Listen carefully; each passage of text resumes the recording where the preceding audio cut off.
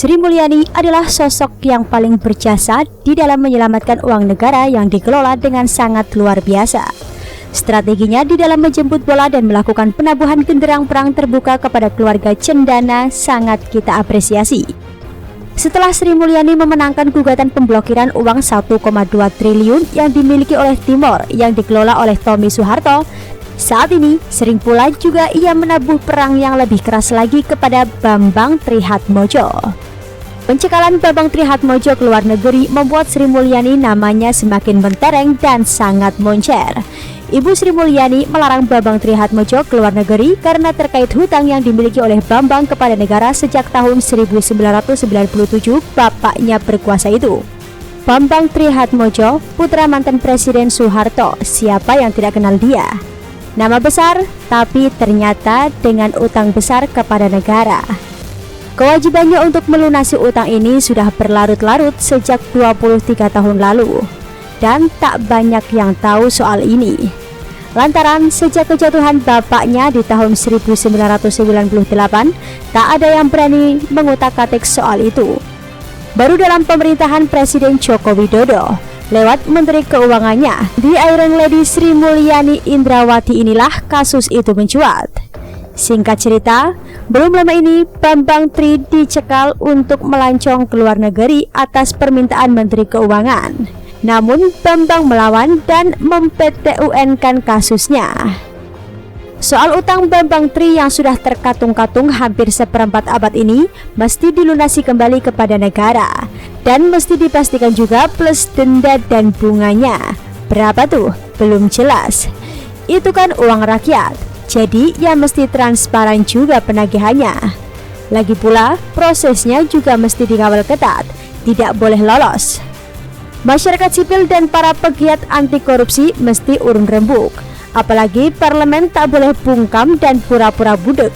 Ini uang rakyat dan wakil rakyat mesti mengawal pengembaliannya. Kala itu di tahun 1997 ada perhelatan SEA Games ke-19 di Jakarta.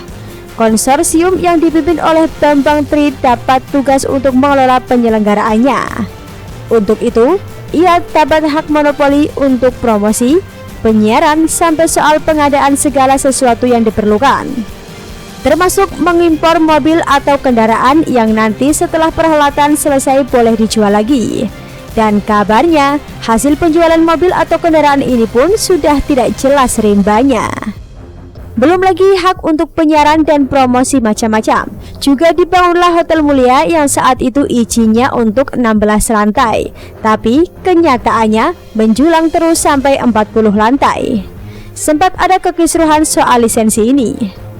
Ternyata bukan cuma hak monopoli dengan segala macam konsekuensinya, tapi juga modal awalnya pun dipasok dari duit rakyat. Bambang pun dapat modal dari negara yang kabarnya sekitar 30 miliar rupiah, di mana saat itu dolar Amerika masih sekitar 2000-an perak. Pendek kata, ini seperti berburu di kebun binatang deh. Pola bisnis-bisnisan seperti ini memang lazim dilakukan kelompok P3 atau putra-putri presiden saat itu. Modalnya dari duit rakyat dan mesti dapat semacam hak monopoli. Lezat bukan? Tapi sudahlah, masa itu sudah lewat. Yang belum lewat dan tak boleh dilewatkan adalah utang-utang mereka yang sekarang jadi piutang negara. Ayolah Mas Bambang juga P3 lainnya, segeralah bereskan. Bayarlah kembali kewajiban kalian kepada negara. Jangan jadi pecundang agar nama besar Pak Harto juga tak jadi lebih buruk lantaran ulah kalian. Jangan lupa, Menkeu yang jadi andalan Pak Jokowi ini bukan orang sembarangan. Wanita besi atau The Iron Lady ini punya tingkat kecerdasan intelektual maupun emosional yang di atas rata-rata para mafia ekonomi maupun para maling anggaran. Anda sudah diberi kesempatan untuk menunggak selama hampir seperempat abad. Dan sekarang pun kabarnya Bu Menkeu masih kasih peluang untuk mencicilnya. Ini kan luar biasa sekali. Kurang apa coba? Ayolah mulai mencicil, jangan pecicilan lagi. Ini soal uang rakyat loh. Kabarnya nilai sekarang sudah triliunan bilangannya. Mas Bambang bisa bayangkan, Dengan duit 1 triliun itu, kita bisa bangun atau merehab total 500-an gedung sekolah. Dengan itu, puluhan ribu anak-anak Indonesia di berbagai daerah bisa sekolah dengan kondisi yang jauh lebih memadai. Atau untuk sanitasi dan kesehatan warga kota misalnya. Dengan duit 1 triliun itu, bisa dibangun 40 ribuan sarana MCK untuk warga perkotaan. Apalagi di masa pandemi ini, dana yang Mas Bambang Tri bakal kembalikan ini bisa dipakai untuk bansos masyarakat miskin. Kalau satu paket bansos itu seharga 250.000 perak, maka ada 4 juta warga yang kebagian paket bansos. Barokah bukan? Pendek kata, duit rakyat yang belum Mas Bambang kembalikan itu bakal besar manfaatnya buat rakyat.